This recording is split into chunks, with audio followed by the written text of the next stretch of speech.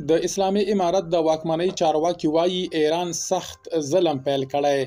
ایران پر افغانانو تیری کوي. د نوموړي واکمنۍ رئیس الوزرا له ایران څخه غوښتنه کړې پر افغانانو شوو ظلمونو بالاخره مولا حسن اخوند راویښ کړ. بشپړ جزئیات په ویډیو کې تر پایه وګورئ. پاتمنو لیدونکو ستړي مه شئ.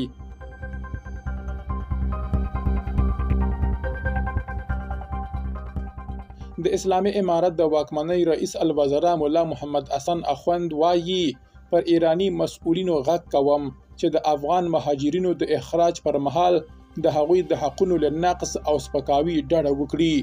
د سرپرست حکومت رئیس الوزرا مولا محمد حسن اخوند د یوې اعلامیې له لارې له ایران څخه د افغان کډوالو د 4 لسیزو د کوربتوب مننه کړې.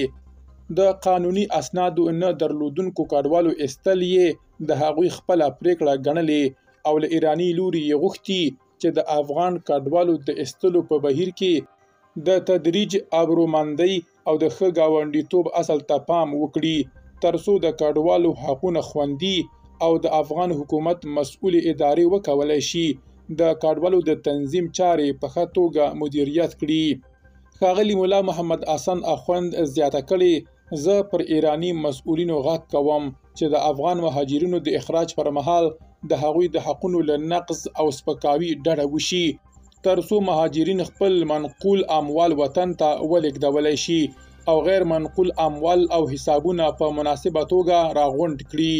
نوموړي همداراز هیله کړې چې ایرانی لوري د کډوالو د ایستلو پر مهال په تمځایو کې ټولې لازمې اسانتیاوې برابرې کړي تر څو کډوال د شدیدې ګرمۍ پر مهال له شته ستونزو وژغورل شي.